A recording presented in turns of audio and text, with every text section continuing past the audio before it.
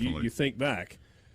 What happens when you're 13 years old and you have a baseball coach that's in college who goes on to work in politics and become a partner in the Clearwater Group and a political strategist?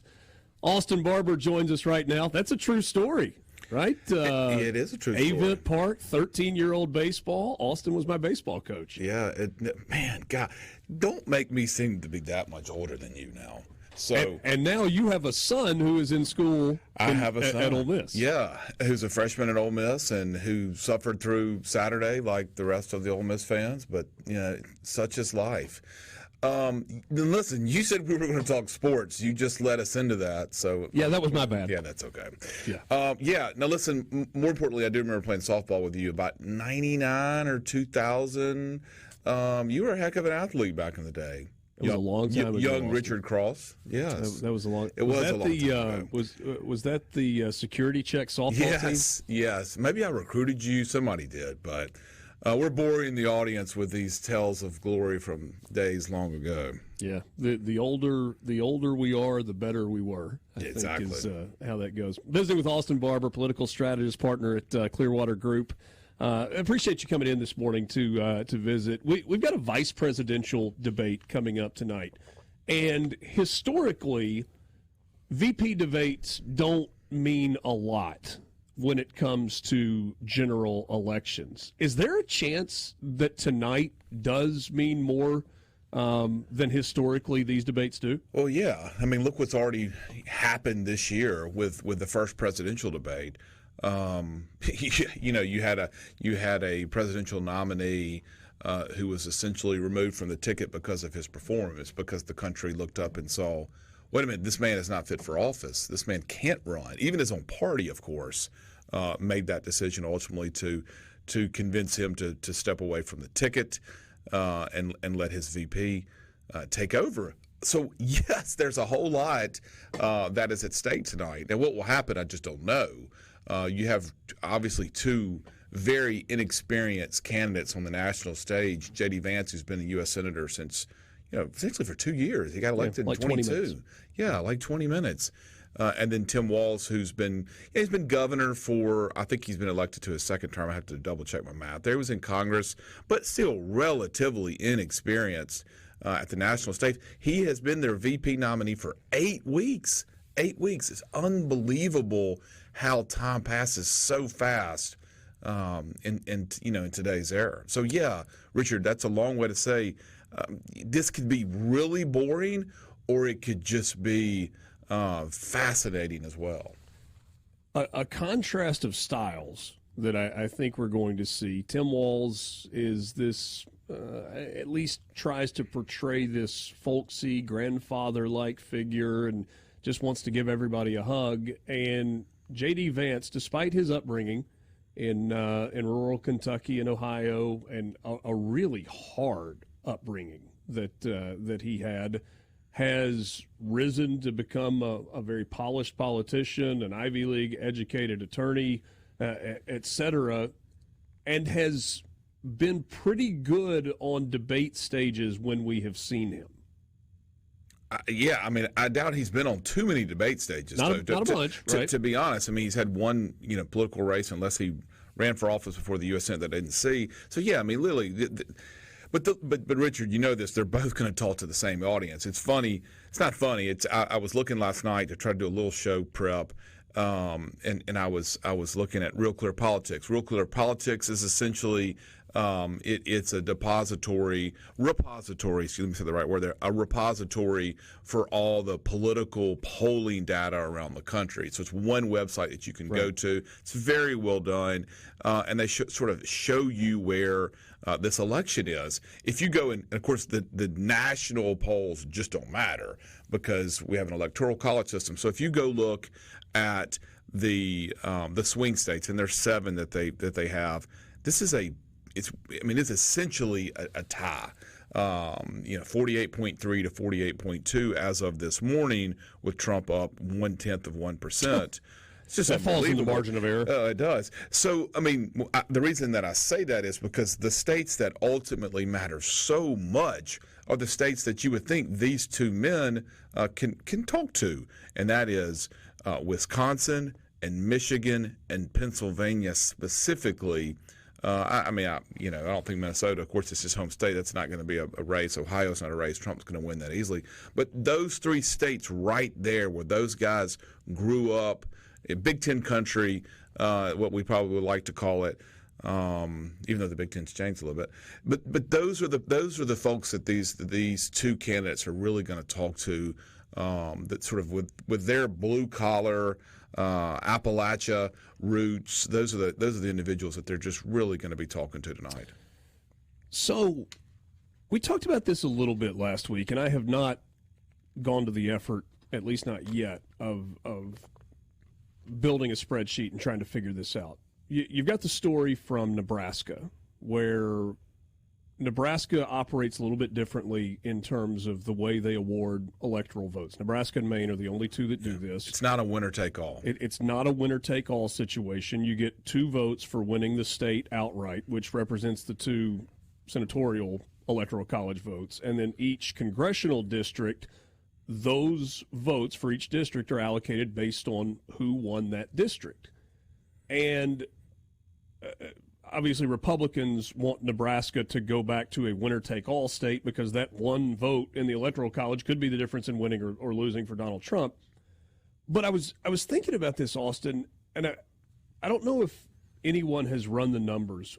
What if the entire country went back to that system where if you won a state outright, you got 2, and then all of the other Electoral College votes were allocated based on districts. Now, I know that's not what the Founding Fathers had in mind, because we would have had nothing but presidents from Virginia, right? I mean, because that's where the population center was, right. And that's how it all would have gone.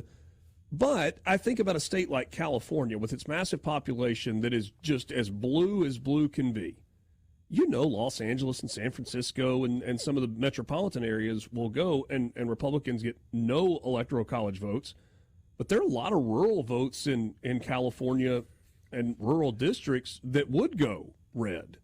Yeah. What would that look like on a map? Well, you go look at Texas and Florida. I mean, listen, Republicans would get their head handed in those 2 states if we're just going to say there's not going to be in the metro areas. Well, yeah, but what the scenario that you're throwing out there, which is good, it's good conversation speak, and it would take some time to do this. Mm-hmm. It's fascinating though. What you're saying is instead of, hold on, I have it right here in front of me.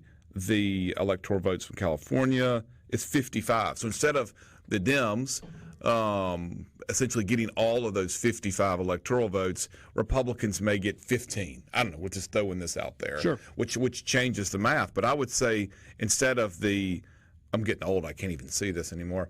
Instead of the 38 electoral votes from Texas or the 29 electoral votes from Florida, then Republicans would give up some of those. So it probably would end up being a wash. If you sort of went this theoretical pathway that you're going down. Would it feel more representative of how the country actually feels, though? I don't know, man. I'm going to sort of like to follow that Madison guy, the Jefferson guy. They're pretty sharp. They're pretty sharp. They're smarter than me. I don't know. I mean, listen, would it feel more representative? Possibly, but I mean, we could always come up with ways and ideas that are better. Listen, this is the system that we have, and this is the way that Nebraska runs their campaigns, and this is the way that they count their votes, and this is their system. So unless Nebraskans decide to change that, who are we to say, well, because it doesn't fit our narrative for one presidential election, you dadgummit better go change it. That's just not how things are done. Yeah. And we got to go figure out another way to win. Well, and I guess to his credit, the senator who is kind of that's essentially their lieutenant governor, because I think they sort of have a. It's not bicameral. They don't have a House. They have a unicameral. Yeah, one chamber. But this is a guy that has switched from the Democrat Party to the Republican Party, and it's holding out on getting this legislation done because they've got to have a 2/3 majority to get this law passed in this short of time, where it becomes a winner-take-all state. But ultimately, he said, "No, we're not going to ram this through 43 days before the election." Was saying this. He said, "Well, let the people of Nebraska decide." That's right, and I don't disagree with him. Let the people of Nebraska make that decision. you got to go find you got to go find another pathway if you're worried about 1 or 2 electoral votes. Yeah, you're right. More with Austin Barber from the Clearwater Group, political strategist, longtime Mississippian, lifelong Mississippian, joining us on the Gallo Radio Show. What are we specifically looking for tonight in the vice presidential debate? We'll talk about that when we come back. Glad to be with you on this Tuesday morning, the first day of the month of October. Richard Cross in for Paul Gallo. This is the Gallo Radio Show on SuperTalk Mississippi. Our guest is Austin Barber, political strategist and partner with the Clearwater Group. Austin, I want to ask you about the vice presidential debate in just a second. But I was thinking during the break and kind of looking at some things. The response from the federal government and FEMA to Hurricane Helene is being lambasted. People are furious with the way that is responding. We saw this with Katrina, and yet you also had a front row seat to watch Governor Barber. And the way he led Mississippi during that time has been lauded as one of the best disaster responses that our country has ever seen. Do you see similarities at the national level already that are happening post-Helene, that happened post-Katrina, and perhaps there were lessons that either were not learned or have been quickly forgotten? Well, I don't know because I'm not in North Carolina or I'm not in South Carolina or Georgia. Thank goodness, because, man, we have a first cousin, a girl who grew up in Oxford, where you grew up, who she and her husband and family live in Boone, North Carolina. So we've been trying to keep up with them. But I just don't know. I mean, listen, President Bush certainly caught criticism. FEMA caught criticism for being too slow, for not having stuff on the ground ready as soon as Katrina came through.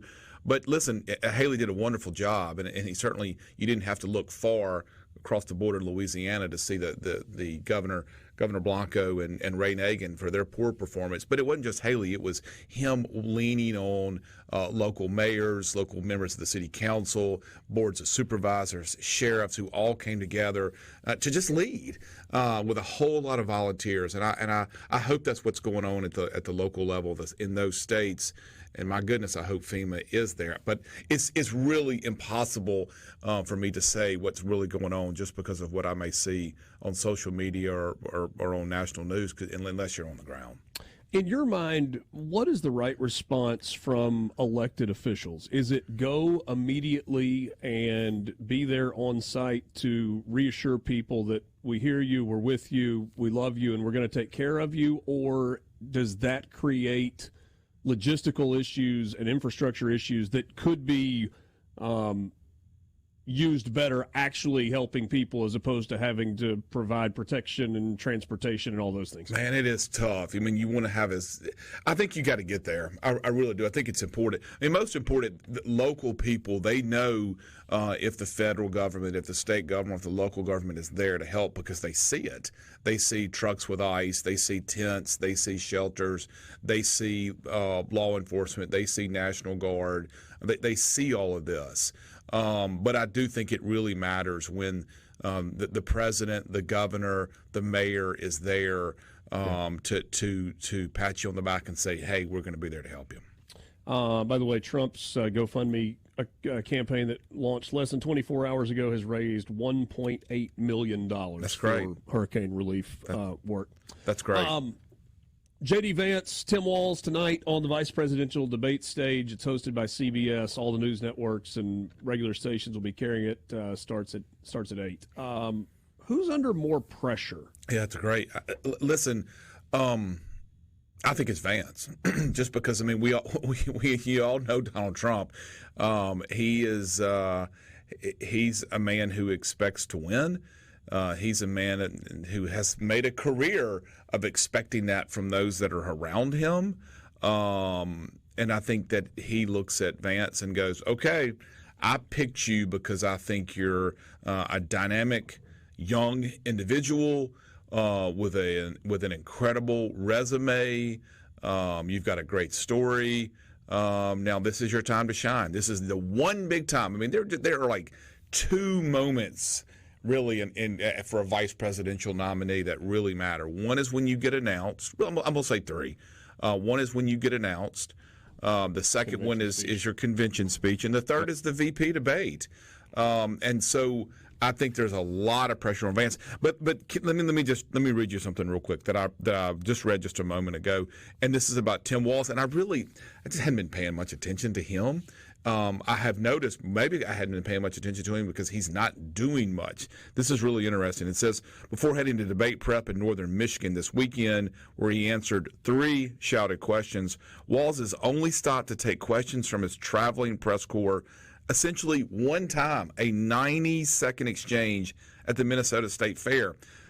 This would make me really nervous if I was the Harris campaign. Of course, he's a governor. He's had to deal with constant press around him. Have they been friendly to him? And he's never really had much difficult scrutiny. I don't know, but he's got a lot of pressure on him tonight, just because he has not put himself out there on this campaign like he's going to tonight. It's fascinating to see what happens, and ultimately these VP debates just don't matter. But tonight, Richard, I think this one really will. With the race as tight as we talked about earlier, I mean, if you swing 10,000 voters across the country one way or the other, it could be the difference in the presidential candidate sitting in the Oval Office or not. It's absolutely. It's going to be interesting to watch over the next 5 weeks. Awesome. Really appreciate you coming by. Great catching up. Always good to see you, and look forward to talking to you again soon. Same here, my friend. Austin Barber, political strategist, partner with the Clearwater Group, joining us on the Gallo Radio Show. 8 o'clock hour coming up next. Quick time out for the news.